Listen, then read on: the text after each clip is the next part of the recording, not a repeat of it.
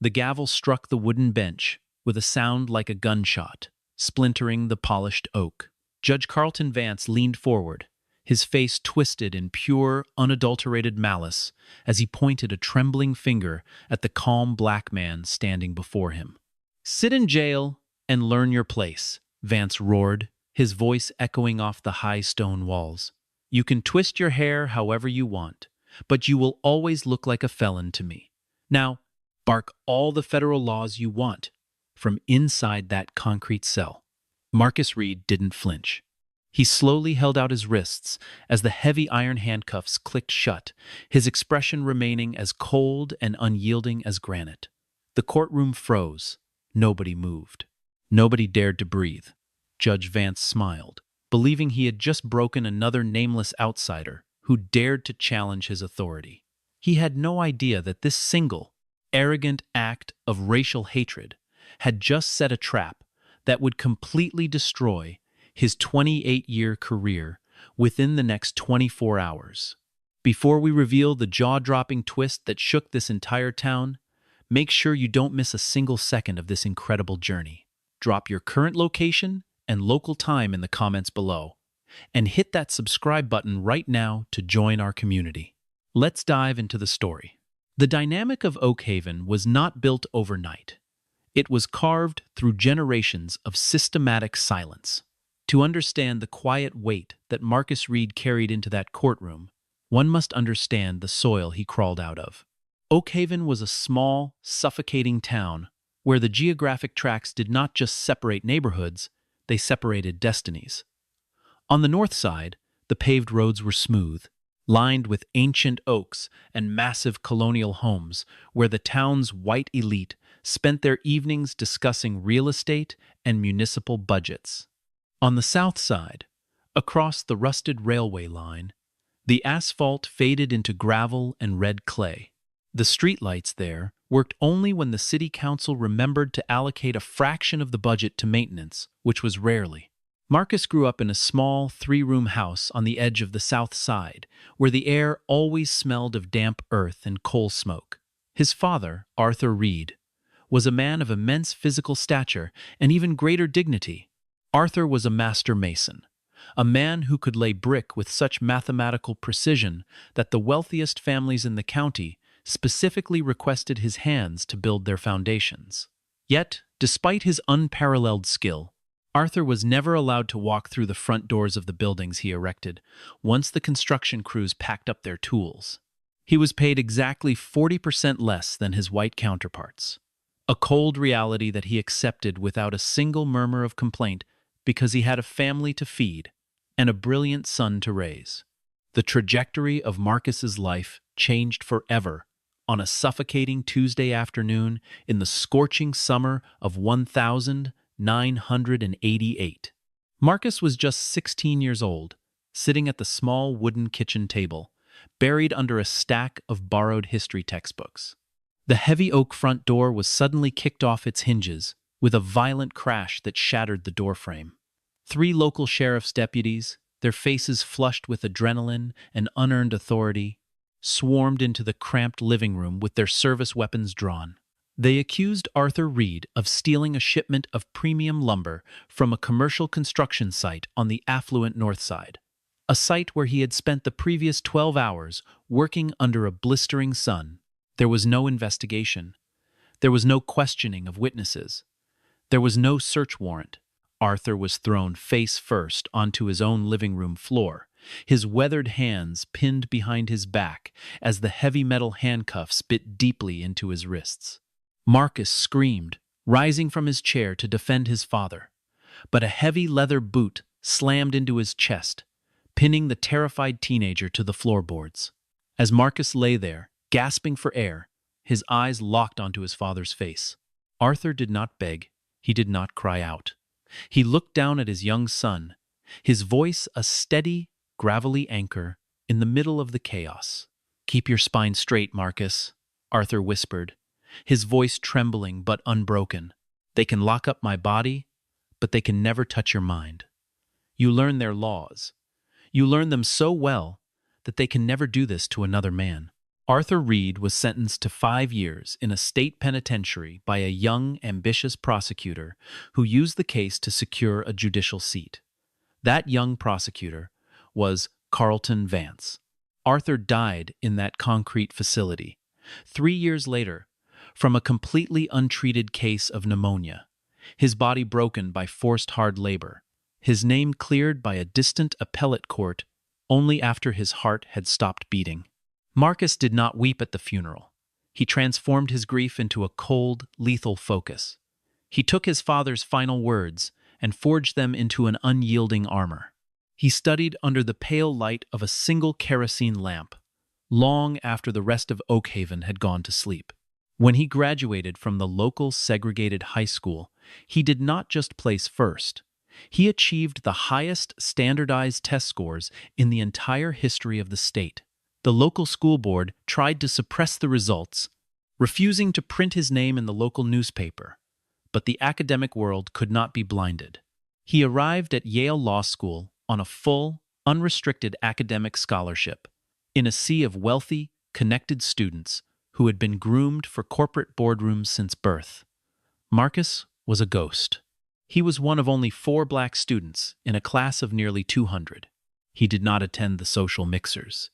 He did not join the elite drinking clubs.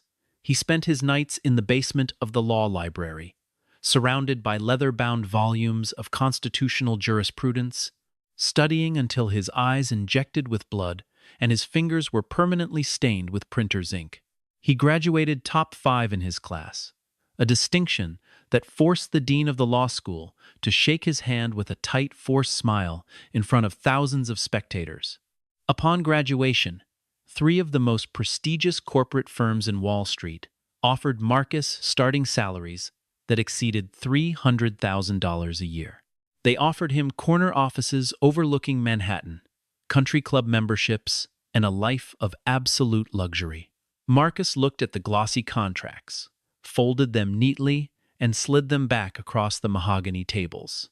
Instead, he packed his single canvas duffel bag and walked straight into the Civil Rights Division of the Federal Department of Justice.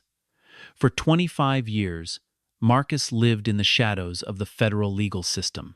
He became the man the government sent into the deep, dark corners of the country when local authorities refused to follow the United States Constitution. He dismantled corrupt police departments, prosecuted white supremacist organizations, and pulled down judges who used their benches to enforce racial fiefdoms. Now, at 54 years of age, Marcus Reid had reached the absolute pinnacle of his professional career. The President of the United States had officially signed his appointment as the Regional Chief of Judicial Oversight, the highest federal monitoring authority over the Southern judicial circuits. It was a position of immense, terrifying power. Marcus possessed the legal authority to freeze federal funding to entire counties, initiate grand jury indictments against elected officials, and dismantle corrupt local municipalities with a single administrative stroke. But before he officially took the public oath of office in Washington, D.C., before the television cameras and the formal press conferences, Marcus needed to settle an old debt with his own conscience. He needed to see if the town that had destroyed his father had changed, or if the rot had simply burrowed deeper into the limestone foundation of the county. He did not inform the local authorities of his arrival. He did not request a federal security detail.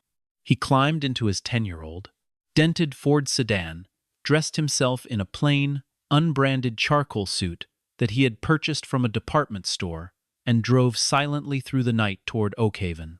He was returning to the belly of the beast, not as a conquering federal official, but as an anonymous observer. He wanted to see the law through the eyes of the unprotected. As the rusted welcome sign of Oakhaven appeared through the morning fog, Marcus felt his chest tighten, the phantom pain of a deputy's boot from 36 years ago echoing in his ribs.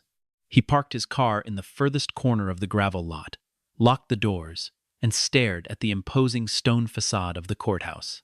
The building stood like a monument to absolute authority, its gray limestone walls stained with decades of soot, an American flag hanging completely motionless in the heavy, humid air. He adjusted his plain tie, took a deep, measuring breath, and walked toward the heavy oak doors. He knew the machine was waiting inside. He just wanted to see who it was going to crush today. The interior of the Oakhaven County Courthouse was designed to make an individual feel entirely insignificant. The ceilings soared 40 feet high, supported by massive faux marble columns that had been painted over so many times. The surface resembled cracked bone.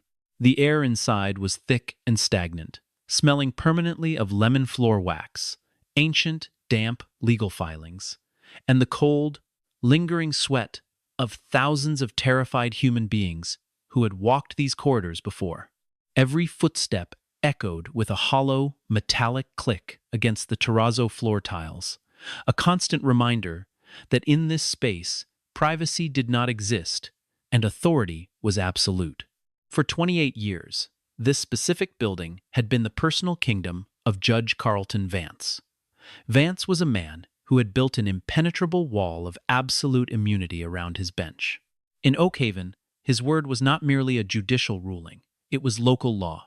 Over nearly 3 decades, dozens of formal complaints had been filed against him by civil rights organizations, independent defense lawyers, and grieving families. Complaints detailing blatant racial bias, illegally maximized sentences for minor infractions, and a pattern of verbal abuse that bordered on psychological torture. Yet, every single one of those complaints had mysteriously vanished the moment they reached the State Judicial Inquiry Commission. The papers were deferred, buried under mountains of bureaucratic red tape, or dismissed entirely by a political network that Vance had spent his entire adult life cultivating. He had never been audited. He had never been challenged. He had never, in his entire life, been told no by anyone within 50 miles of Oakhaven County. Marcus Reid walked through the heavy security scanners at exactly 8:45 a.m.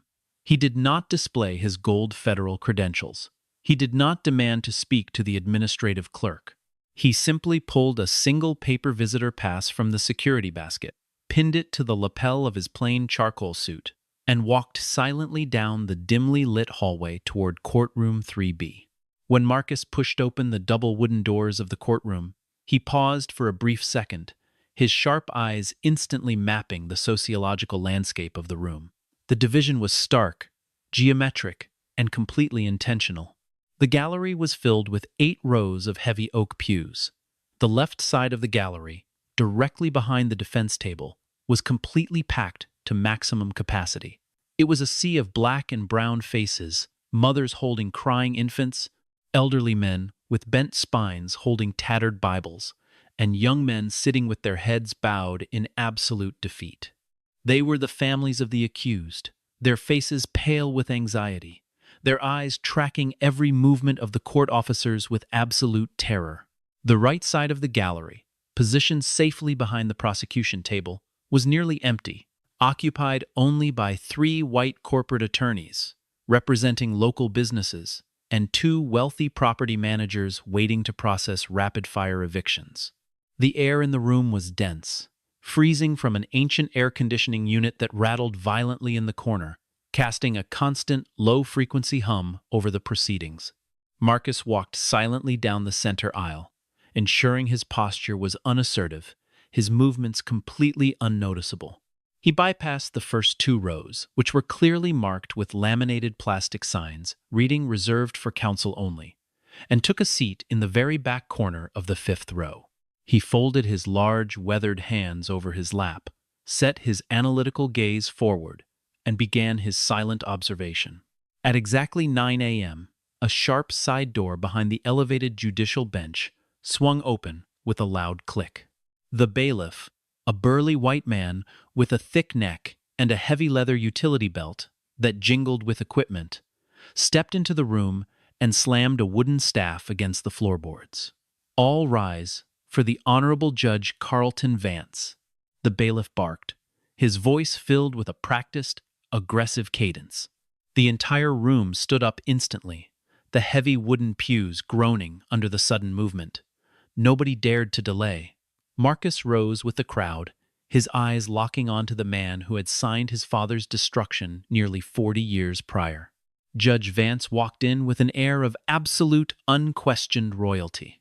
He was 63 years old, broad-shouldered, with a thick red neck that bulged slightly over the starched white collar of his judicial robe. His silver hair was combed back into perfect, rigid waves that looked as hard as steel. On his right hand, he wore a massive, heavy gold signet ring engraved with the county seal.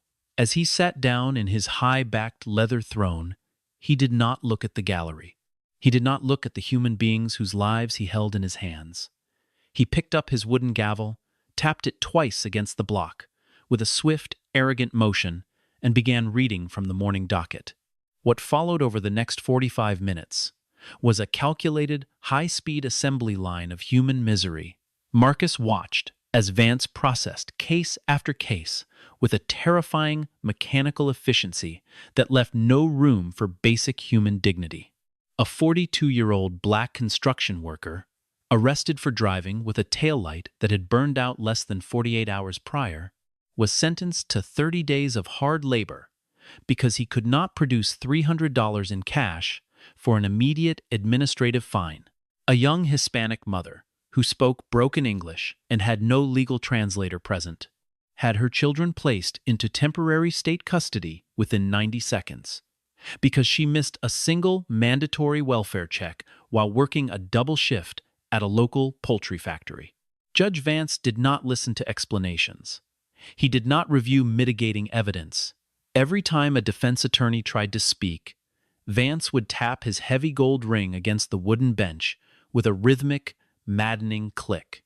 If the attorney persisted, Vance would lean directly into his microphone, his voice dripping with condescension, and threaten them with immediate administrative penalties. The defense lawyers, mostly young, underpaid public defenders with hundreds of cases on their desks, looked like men who had given up on the concept of justice long ago. They stood with their heads down, their shoulders slouched, accepting the verbal abuse like bad weather.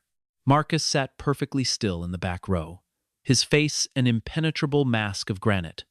But underneath his plain suit jacket, his heart was pounding with a cold, intellectual fury.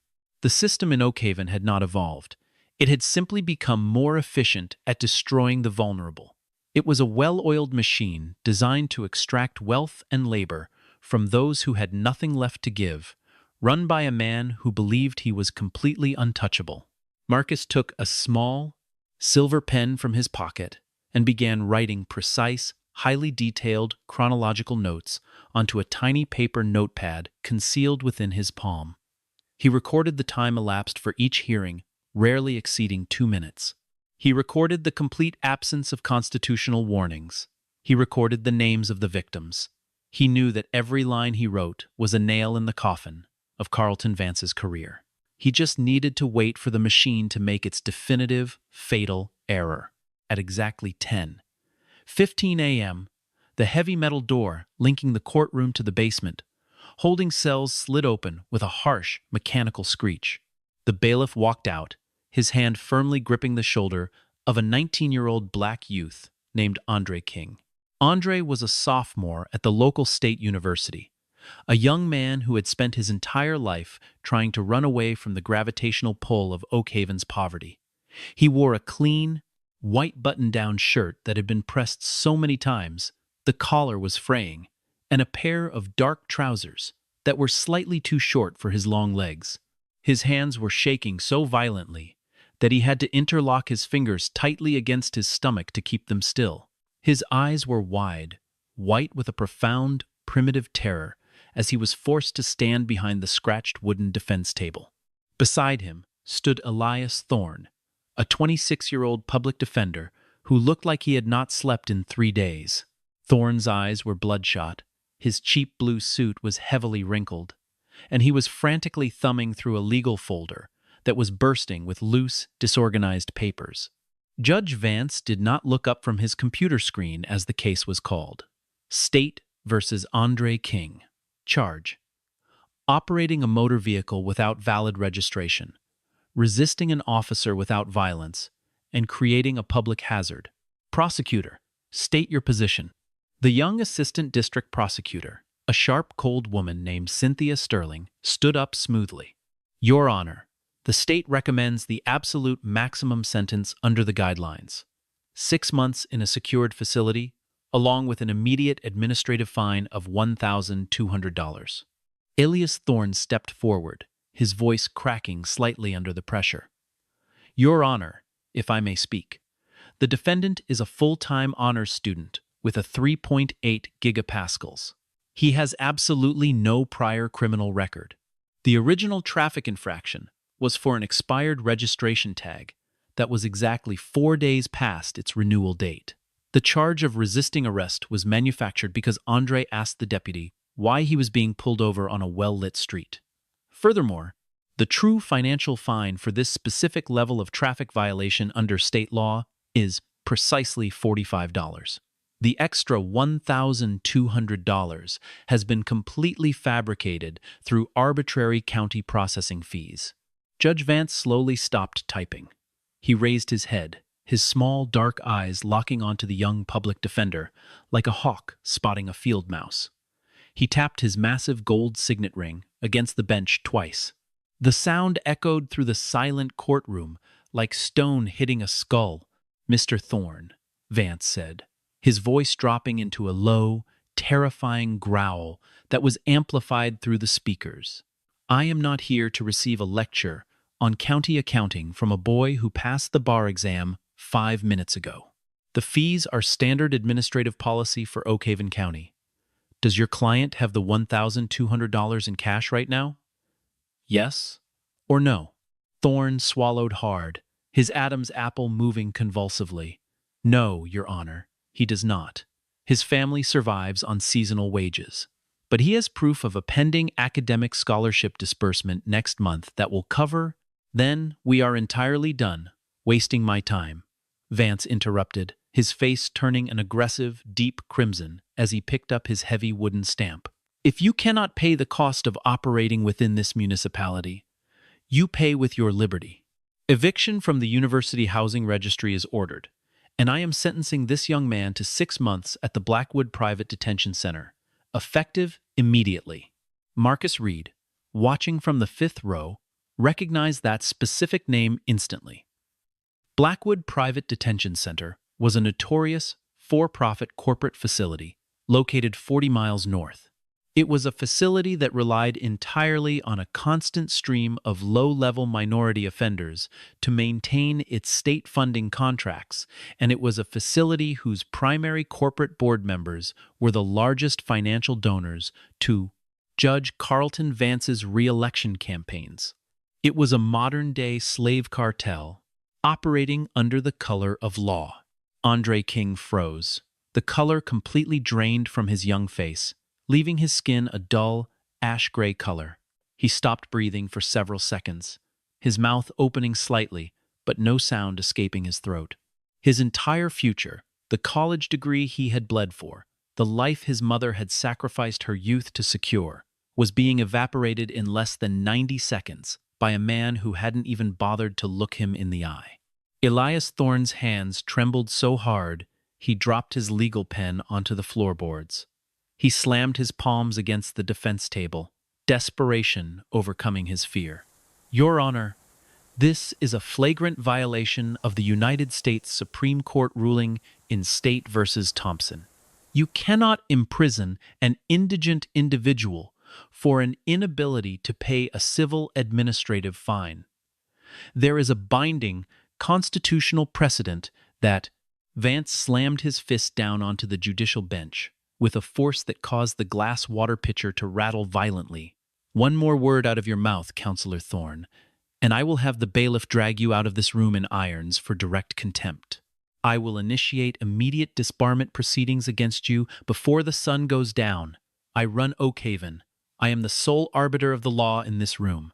Vance turned his furious gaze onto Andre King, who had begun to weep silently, his shoulders shaking as he stared at the floorboards. "And as for you, young man," Vance sneered, his voice dripping with venomous mockery, "I understand your mother has been a custodian here, cleaning the toilets of this very courthouse for over 20 years. She spent 2 decades scrubbing the floors I walk on, and she never once had the audacity to raise her eyes to look at me. Yet, you think because you memorized a few multisyllabic words at a university, you have the right to stand tall in my presence? You think you are better than the dirt you came from? Let me tell you something, boy. You belong exactly where your people have always belonged. Bailiff, remove the prisoner. The room fell into a dead, suffocating silence. Nobody moved. Nobody dared to breathe.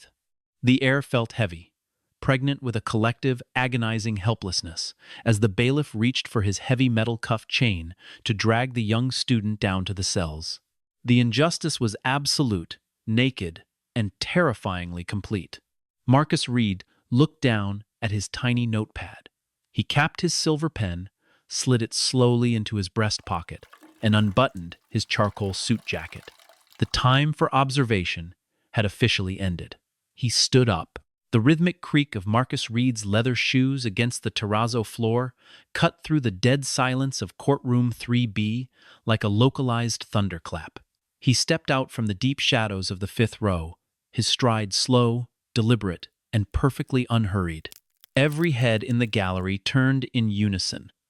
The movement was instinctive, a collective gasp rippling through the crowded pews as this large, unassumingly dressed, black man walked past the row of corporate attorneys and stopped directly at the wooden gate separating the spectators from the well of the court. Judge Carlton Vance did not look up immediately. He was busy scrawling his signature onto the formal commitment paperwork that would send Andre King to the private prison. When the shadow of Marcus's large frame fell across his bench, Vance slowly raised his eyes, his silver eyebrows knitting together in a display of intense, immediate irritation. He looked at Marcus's plain, unbranded charcoal suit. He noticed the slight scuff on the toe of his left shoe. He noted his race. Within 2 seconds, Vance had completed his mental assessment. "Sir, you are violating the bar of this court," Vance said, his voice flat, dangerously cold, and heavy with a lifetime of unchallenged authority. "Step back behind the gallery gates immediately, or I will have the bailiff remove you from this building." Marcus did not step back. He did not blink. He stood perfectly straight, his shoulders square, his hands clasped loosely behind his back in a posture of effortless professionalism. "May it please the court," Marcus said. His voice was a deep, resonant baritone that seemed to vibrate the very wood panels of the walls. It was a voice that carried no fear, no anger, only an absolute, terrifying calmness. "My name is Marcus Reid.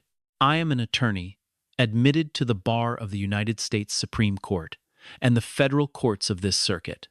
Under the emergency provisions of State Practice Rule 4B, I am formally entering my appearance today as pro bono co-counsel, alongside Mr. Practice, Elias Thorne, effective immediately."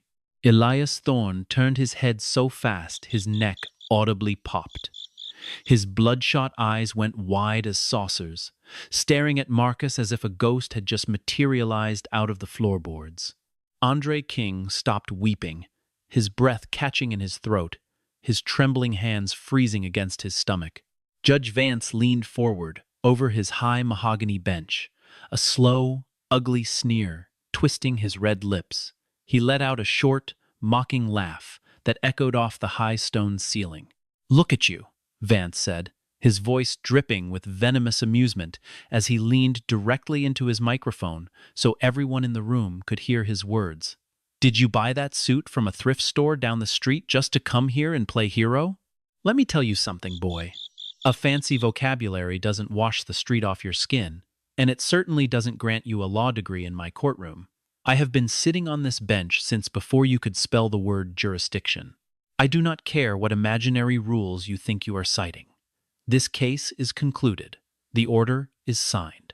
"The order is a legal nullity, Your Honor," Marcus replied instantly, his tone remaining entirely flat, devoid of any emotional distortion. He took a single step closer to the defense table, his eyes locking onto Vance's gaze with the precision of a laser. "And if you refer to me as boy one more time on this record, I will ensure that the court reporter preserves it as an explicit, undeniable demonstration of judicial bias under Federal Civil Rights Statute 42 U.S.C. Section 1983. The Assistant District Prosecutor, Cynthia Sterling, froze. Her hand, which had been reaching for her coffee cup, stopped dead in midair. She was an ambitious lawyer, and she knew that specific statute. More importantly, she recognized the absolute, unshakable confidence with which this anonymous man had just spoken it. Vance's face transformed from an arrogant smirk into a dark, dangerous crimson. The veins in his thick neck bulged violently against his starched white collar. He slammed his massive gold signet ring against the bench 3 times in rapid succession. Click, click, click.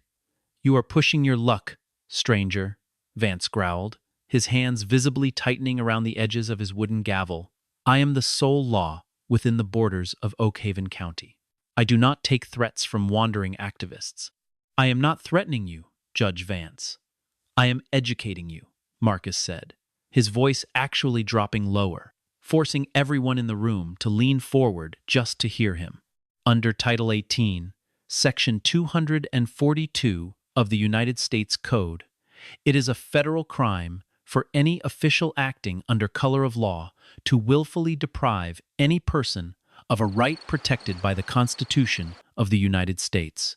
90 seconds ago, you sentenced an indigent 19-year-old student to 6 months in a secured facility solely because he could not produce $1,200 in cash for an inflated, non-criminal administrative fee. You did this without executing a financial indigency hearing, which is a mandatory prerequisite under the 14th Amendment. Marcus paused for a fraction of a second, letting the weight of his words settle over the room like dry ice. You intentionally suppressed the binding precedent of Bearden v. Georgia, 461 U.S. 660, which explicitly prohibits the incarceration of individuals for poverty. You threatened his counsel with disbarment for attempting to cite the law. Your actions do not constitute a judicial ruling. They constitute a systemic criminal abuse of power under the color of state authority. I am requesting that you vacate the commitment order immediately and grant the defendant a mandatory 45-day continuance to review the legal validity of these municipal fees. The room fell so silent that the rhythmic, violent rattling of the old air conditioning unit in the corner sounded like a sequence of small explosions. Nobody moved. Nobody dared to breathe. Elias Thorne looked down at his legal pad, his hands trembling so violently he could barely hold his pen. He had never, in his entire life, heard a man dismantle a sitting judge with such surgical, terrifying legal precision.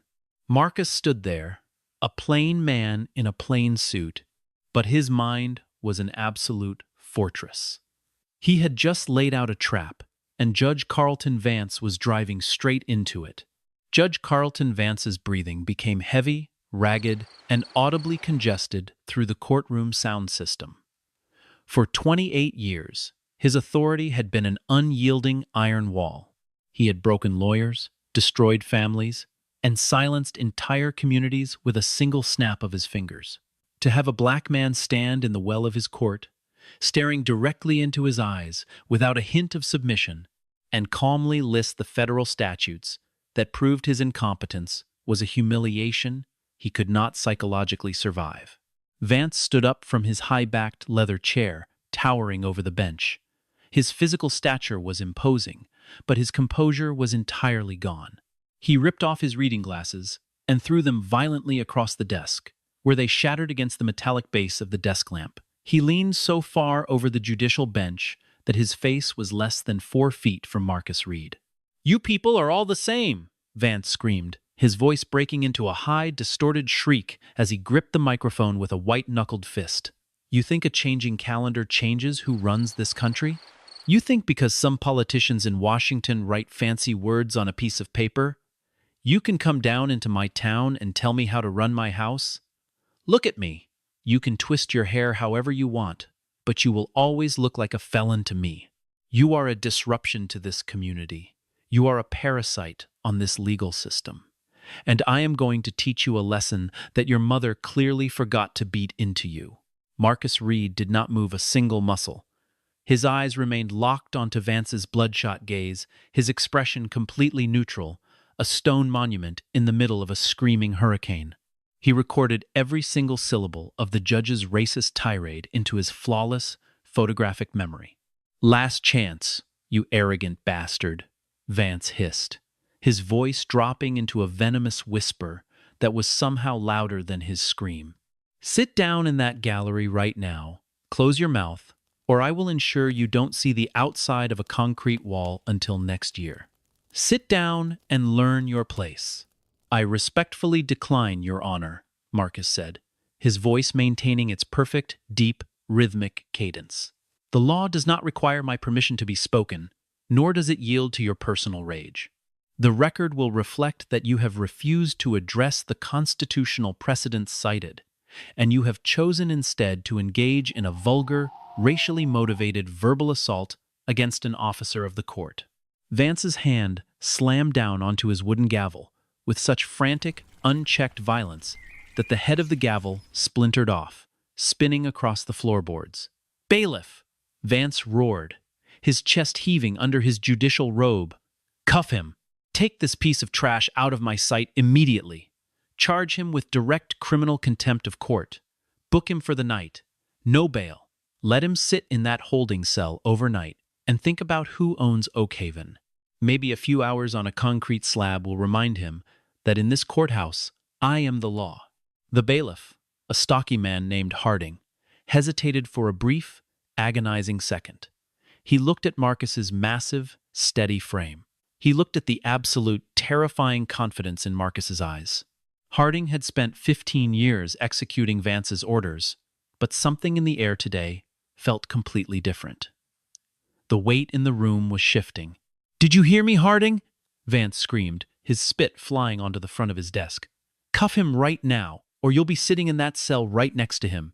Harding swallowed hard, reached for the heavy iron handcuffs at his waist, and stepped toward Marcus. "Sir," Harding whispered, his voice low, almost apologetic, keeping his eyes fixed on Marcus's lapel. "Please don't fight me. Just put your hands behind your back." "I have no intention of resisting, officer," Marcus said calmly. He slowly turned his back to the bench and extended his wrists, his movements smooth, precise, and completely devoid of fear. The iron rings of the handcuffs clicked shut around his skin with a cold, metallic finality. As Harding began to lead him toward the heavy metal door of the basement holding cell, Marcus stopped for a brief second.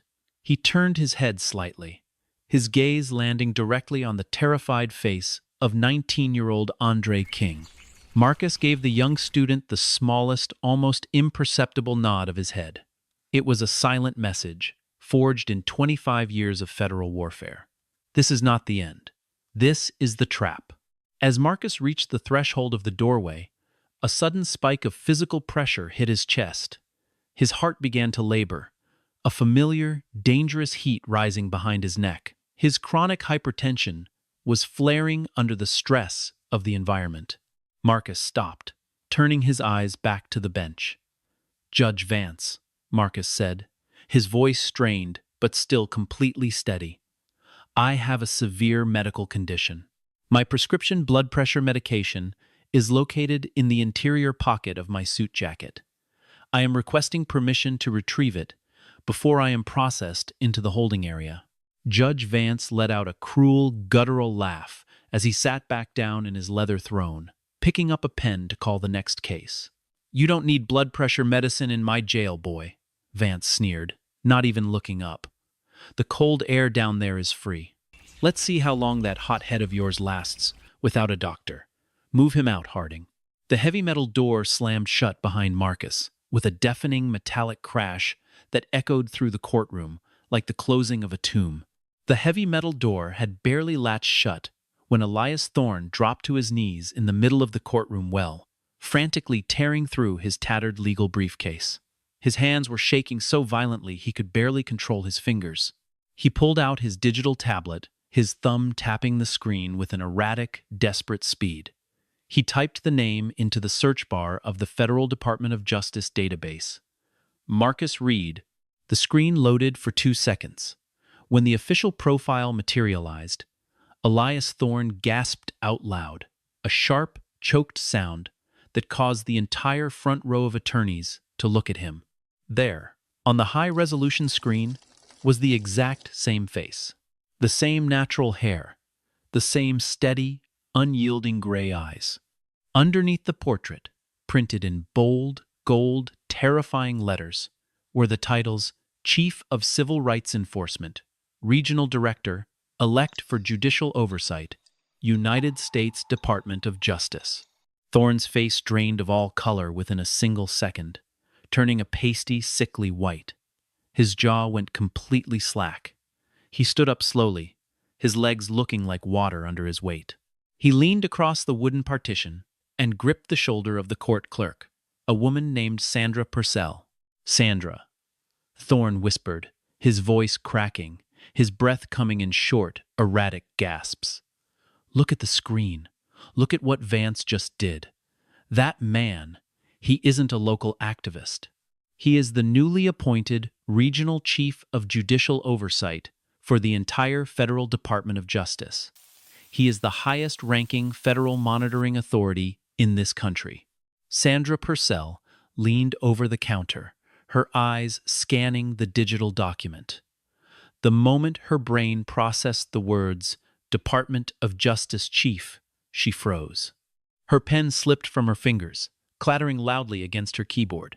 She looked up at Judge Vance, who was currently shuffling his papers, entirely oblivious to the nuclear bomb that had just been detonated beneath his throne. "Oh my God," Sandra whispered, her voice trembling. "Oh my God.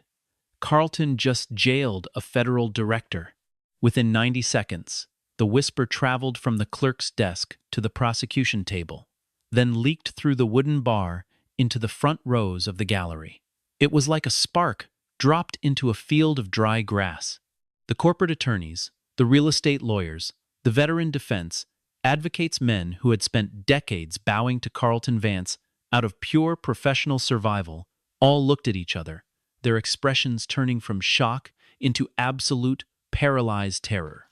They realized that within the next 24 hours, the federal government was going to descend upon Oak Haven County like an invading army, and anyone standing too close to Judge Vance was going to be obliterated in the blast. Suddenly, Elias Thorne stood up. He didn't ask for permission to speak. He didn't address the bench. He stood perfectly straight at the defense table, closed his legal folder with a loud, definitive snap, and stared directly at Judge Vance with an expression of cold, unyielding defiance. Vance looked up, his brow furrowing. "Mr. Thorne, sit down. We are moving to the next docket item." Thorne didn't sit down. He crossed his arms over his chest, his eyes fixed on the judge like stone. Then, a veteran corporate real estate attorney in the third row, a wealthy white man named Harrison, who had known Vance for 30 years, stood up slowly. He adjusted his expensive suit jacket, closed his briefcase, and stood in absolute silence, staring at the bench. Then, the two lawyers behind him stood up. Within 3 minutes, a wave of silent rebellion swept through the courtroom. Every single attorney, prosecutor, and legal representative in the entire gallery stood up, one by one, forming a dense wall of black and blue suits. They stood in absolute, dead, suffocating silence, their eyes locked onto Judge Vance. Nobody spoke, nobody moved.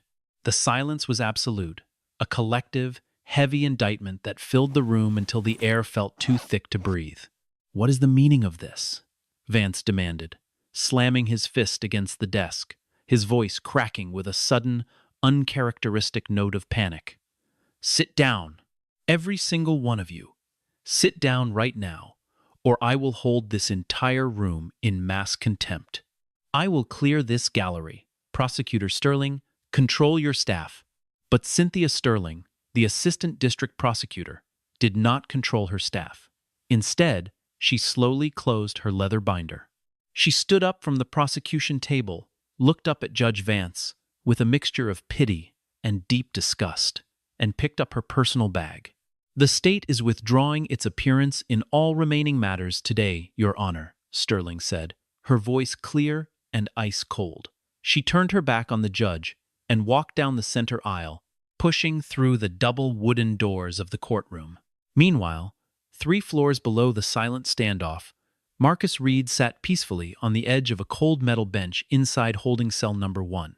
The cell was 7 feet by 10 feet, smelling of damp concrete and industrial bleach. His charcoal suit jacket had been stripped from him, and his silver pen had been confiscated. But the Oakhaven authorities had made a catastrophic, fatal error. In their haste to humiliate him, the processing deputy had confiscated his wallet and his cellular phone, but they had completely forgotten to look under the long sleeve of his white shirt. Strapped securely to Marcus's left wrist was an Apple Watch Ultra, a heavy titanium smart device equipped with an independent cellular eSIM that required no proximity to a phone to function. Marcus slowly raised his left hand. The screen glowed with a bright, crisp light in the pale green darkness of the cell. Despite being beneath 3 feet of reinforced concrete, the military-grade antenna of the titanium watch showed 2 solid bars of cellular service. Marcus tapped the screen with his weathered thumb, accessing his encrypted contact directory. He selected a single name, Carolyn Webb, Deputy Director of the Federal Department of Justice Civil Rights Division. The device dialed silently. On the second ring, a sharp, authoritative female voice filled the small concrete cell through the watch's internal speaker. "Marcus, where are you? The congressional briefing in Washington starts in 2 hours. Your flight arrived 3 hours ago." "Carolyn, listen to me carefully," Marcus said, his voice entirely level, his heart beating with a slow, surgical rhythm, despite the physical pressure in his chest. "I am currently inside the basement holding cell of the Oakhaven County Courthouse. I have been placed under direct criminal contempt and unlawfully detained by County Judge Carlton Vance. He has denied me access to my prescription hypertension medication. I need you to initiate an emergency federal enforcement action immediately. Deploy the regional marshals, notify the executive director of the state bar, and secure an administrative freeze on all county judicial funding. The trap is sprung, Carolyn. Bring the hammer down." The silence inside courtroom 3B had mutated into a physical weight. 82 attorneys remained standing, like granite pillars in the gallery, their unblinking eyes pinned directly to the elevated center of the bench. Judge Carlton Vance sat frozen in his high-backed leather chair, his fingers frantically twitching against the smooth mahogany surface. The heavy gold signet ring on his right hand, which had once dictated the terrifying rhythm of this room, remained completely still. For the first time in 28 years, the tyrant of Oakhaven looked small. The aggressive crimson flush that had dominated his face for 3 decades was slowly being replaced by a sickly, hollow gray. "This is an illegal assembly," Vance shouted into his microphone, but his voice was thin, pitching upward into an unstable screech that betrayed his growing panic. "I am ordering the immediate clearance of this courtroom. Bailiff Harding, remove these people. Arrest the ones who refuse to move. Do your job." Bailiff Harding stood near the heavy wooden gate, his large hands resting on his leather utility belt. He didn't move. He didn't reach for his handcuffs. He looked up at the judge, his face completely expressionless, and slowly shook his head. "I can't do that, Judge," Harding said, his voice carrying clearly through the frozen room. "There are 82 officers of the court standing there. I am one man with 3 sets of irons. I will not violate the integrity of this entire local bar." Vance's mouth opened slightly, but no sound came out. The betrayal by his own staff was a conceptual impossibility in his mind. He looked down at the court clerk, Sandra Purcell, but she had already closed her administrative logs. She sat, with her hands folded neatly on her desk, looking directly at the floorboards, refusing to look him in the eye. The entire infrastructure of his kingdom had completely paralyzed itself within a single hour. Downstairs in the holding area, the tactical gears of the federal government were already turning with terrifying automated precision. Marcus Reid lay back against the cold concrete wall of cell number 1, his left arm resting over his chest. The fluorescent bulb above his head continued to buzz with an annoying, high-frequency hum, casting a pale green tint over his skin. His breathing was shallow, his chest tightening further, as his blood pressure continued to climb from the lack of medication, but his eyes remained entirely focused on the heavy metal door at the end of the corridor. Suddenly, a loud, frantic clatter of footsteps echoed down the concrete stairs. The heavy security door flew open, and County Sheriff Dean Broderick came bursting into the holding area. Broderick was a veteran of law enforcement, a man who had survived 3 decades of rural politics by knowing exactly which way the wind was blowing. Right now, he looked like a man who had just seen his own execution warrant. His uniform shirt was only half buttoned, his face was dripping with sweat, and his hands were trembling so violently that the heavy ring of master keys in his palm sounded like a frantic wind chime. "Harding, where is he?" Broderick screamed, his voice echoing off the concrete walls before he realized the bailiff was still upstairs.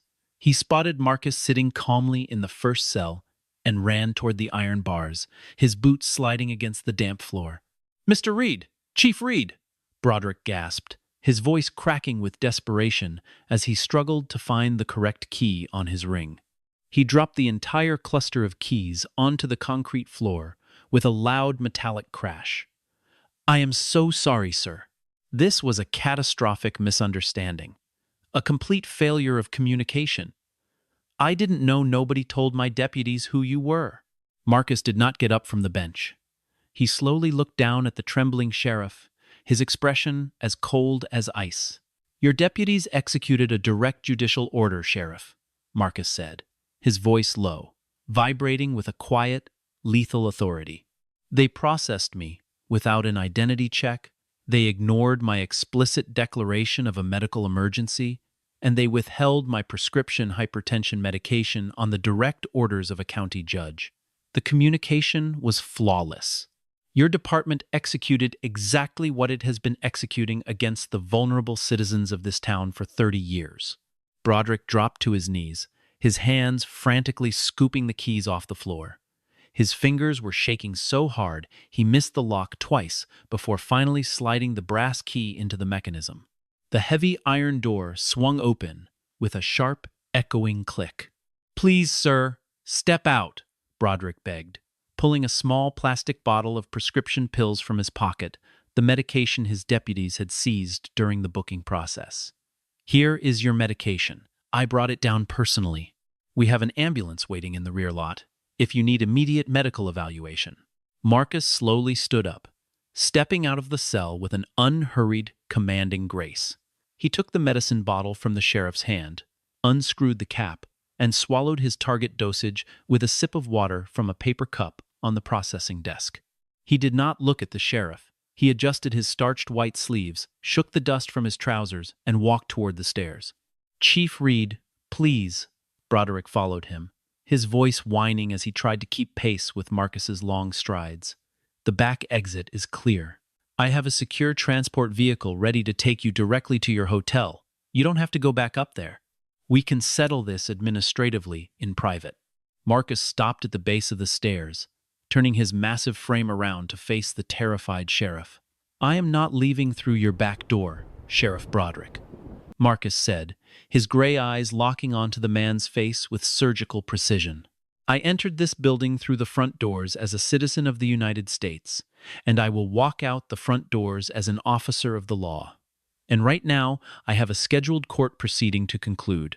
The heavy double wooden doors at the back of Courtroom 3B swung open with a violent, dramatic crash that caused every attorney in the gallery to turn around. Standing in the threshold were 4 tall men dressed in identical charcoal suits, wearing tactical body armor with the gold letters U.S. Marshal emblazoned across their chests. Their faces were set in hard, unyielding lines, their hands resting loosely on their holstered sidearms.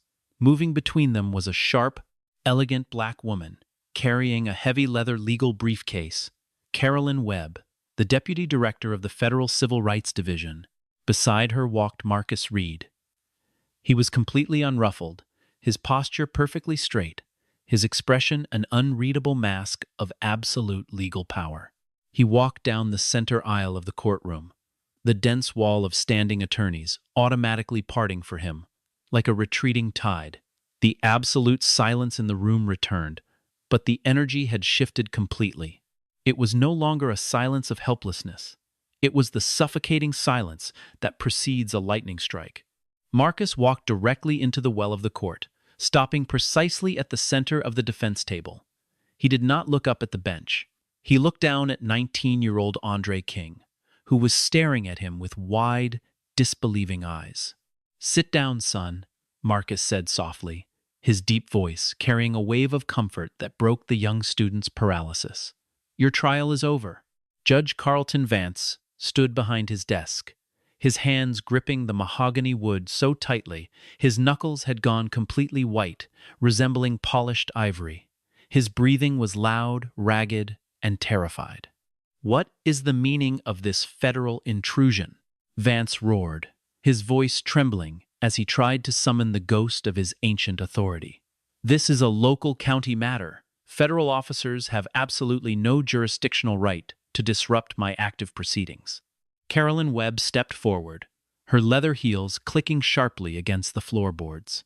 She opened her briefcase with two crisp, metallic snaps and pulled out a single sheet of heavy parchment paper stamped with the official blue seal of the United States Department of Justice and the signature of the State Supreme Court Chief Justice. "Judge Carlton Vance," Carolyn said, her voice cutting through the courtroom air like a razor blade. "As of precisely 10:45 a.m., today, the State Judicial Inquiry Commission, acting in coordination with the Federal Department of Justice, has issued an emergency administrative suspension order against your judicial seat. Your authority to preside over any legal matter within this state is permanently stripped, effective immediately." Vance froze, his entire body rigid, his eyes staring at the blue seal on the paper as if it were a venomous snake. "That's impossible," he whispered, his voice losing all its projection, dropping into a weak, pathetic whine. "I have 30 years on this bench. You can't just... I am an elected official. You have no basis for this." "The basis is a flagrant, documented violation of federal civil rights statutes, a documented pattern of systemic racial discrimination, and the unlawful detention of the Regional Chief of Judicial Oversight," Carolyn Webb replied, her voice dropping into a tone of absolute finality. "Federal marshals are currently executing an administrative seizure of your computer systems, your case dockets, and your financial records. You are ordered to vacate that bench immediately."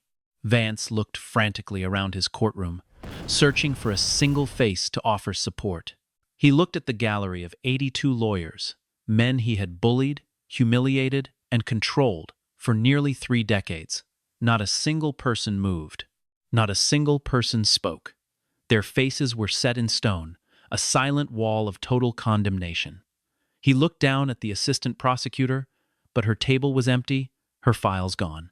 He looked at his bailiff, but Harding had already turned his back, standing guard at the exit doors. Slowly, as if his limbs had suddenly turned to lead, Judge Carlton Vance reached up to the collar of his judicial robe. With trembling fingers, he unbuttoned the top latch. He slid the black fabric off his broad shoulders, letting the heavy robe fall in a crumpled, discarded heap onto the leather seat of his chair. Without the robe, without the bench, without the elevated platform that had protected him from reality for 30 years, he was just an old, broken man in a wrinkled gray suit. His shoulders were hunched, his head hung low, and his silver hair was disheveled. He walked down the side steps of the bench, his leather shoes shuffling weakly against the wood. 2 federal marshals stepped into his path, their faces grim. They did not cuff him yet, that would come later, after the federal grand jury indictments were processed, but they escorted him firmly through the private side door, leading him away from the building he had treated as a personal kingdom. Marcus Reid watched him leave, his eyes following the disgraced judge until the door clicked shut. He didn't smile. He didn't celebrate. He turned his attention back to Elias Thorne, the young public defender whose courage had started the crack in the wall. "Mr. Thorne," Marcus said, extending his large, weathered hand across the defense table. "You did excellent work today. You stood your ground when the entire room was hiding. That is what the bar of this country is supposed to mean." Thorne gripped Marcus's hand, his eyes filling with tears of pure relief, his hands finally stopping their frantic trembling. "Thank you, sir," Thorne whispered. "Thank you for showing up." Marcus turned to the gallery of standing attorneys, his deep voice filling the entire space one last time. "The court is adjourned," he said. The transformation of Oakhaven County did not occur with a sudden explosion. It unfolded through the systematic, relentless application of federal law. Within 48 hours of the courtroom standoff, the Federal Department of Justice established a temporary administrative headquarters inside the Oakhaven courthouse. A team of 24 federal auditors, armed with data analysis software and decades of legal experience, began a comprehensive review of every single judicial ruling. Judge Carlton Vance had signed over the previous 15 years. The results were catastrophic for the old establishment. The data revealed that under Vance's administration, Black defendants were sentenced to terms that were, on average, 41% longer than white individuals convicted of identical, low-level infractions. Furthermore, the audit uncovered 23 separate instances of direct criminal contempt charges weaponized exclusively against minority citizens who had tried to present mitigating evidence. Every single one of those 23 individuals had been jailed overnight without a financial indigency hearing or legal representation. The institutional dominoes fell in rapid succession. The State Bar Association permanently revoked Carlton Vance's license to practice law, ensuring he would never step foot inside a legal well again. 6 weeks later, a federal grand jury indicted the former judge on 4 counts of conspiracy to violate civil rights and 2 counts of official misconduct related to his financial connection with the Blackwood Private Detention Center. His judicial pension was frozen by administrative order. The man who had spent 3 decades telling the vulnerable that he was the law was forced to retain a criminal defense attorney to keep himself out of the very concrete cells he had populated. In Oakhaven, the old stone courthouse was officially cleansed of its rot. The governor appointed a new circuit judge to fill the vacancy. Judge Catherine Stokes, a 38-year-old former civil rights advocate and the first Black female judge in the history of Oakhaven County. On her first day in office, she ordered the removal of the heavy, dark mahogany partitions that had segregated the gallery pews, replacing them with an open, bright seating arrangement. On the wall behind her bench, right beneath the state seal, she hung a framed copy of the United States Bill of Rights, a constant reminder of the boundary lines of power. The manufactured charges against 19-year-old Andre King were completely dismissed with prejudice by the state attorney general's office. His academic housing status was restored within 72 hours, and 3 major law firms in Birmingham offered him summer internships after his story swept across national news networks. 6 months after that fateful Tuesday morning, Marcus Reid returned to Oakhaven one final time. He was no longer dressed in his plain department store suit. He wore the official tailored dark blue wool suit of his federal office, his gold Department of Justice pin flashing in the afternoon sun. He didn't drive his dented Ford sedan. He sat in the rear of a secure federal vehicle that pulled up to the front steps of the courthouse. He walked up the stone steps, his leather shoes clicking against the clean terrazzo floor tiles. The building no longer smelled of stagnant lemon wax and fear. The windows had been opened, allowing the crisp autumn air to circulate through the corridors. Marcus walked down the hallway to the main administrative office, where Andre King's mother, Coretta, was finishing her afternoon shift. She was a woman with silver hair and hands that were permanently calloused from decades of handling heavy industrial cleaning chemicals. But today, her spine was perfectly straight, her chin held high. "Mr. Reid," Coretta said, her voice soft but deep, with an unshakable dignity as she paused her work. She looked at Marcus, her eyes shining with a profound, emotional clarity. "I never got the chance to say thank you for saving my boy's life. If you hadn't stood up in that room, he would be sitting in a private cell right now." Marcus walked over to the elderly woman, his large frame projecting a deep warmth as he took her calloused hands into his own. "You don't owe me any thanks, Mrs. King," Marcus said softly, his voice echoing gently down the quiet hallway. "Your son didn't survive because of me. He survived because you spent 20 years teaching him how to carry his head with dignity in a town that wanted him to crawl. You laid the foundation. I just enforced the code." He looked out the high arched window of the hallway, watching the morning sun illuminate the town of Oakhaven. The rusted railway tracks that had once divided the community were still there, but the invisible walls of absolute immunity had been ground into dust. True human dignity is not an administrative privilege granted by a judge's robe or a politician's seal. It is an inherent, unyielding light that belongs to every human soul from the moment they draw their first breath. And when the architecture of power forgets that truth, the law will always find a voice to remind them. This incredible journey reminds us that true human dignity cannot be measured by a title, a uniform, or the color of a person's skin. True justice only lives when ordinary people find the courage to stand together against unchecked tyranny. If this powerful story touched your heart and reminded you of the value of standing up for what is right, please share your thoughts and your own experiences with power in the comments below. Don't forget to hit that subscribe button right now and turn on notifications so you never miss another deep, inspiring story from our channel. Thank you for watching, and stay strong.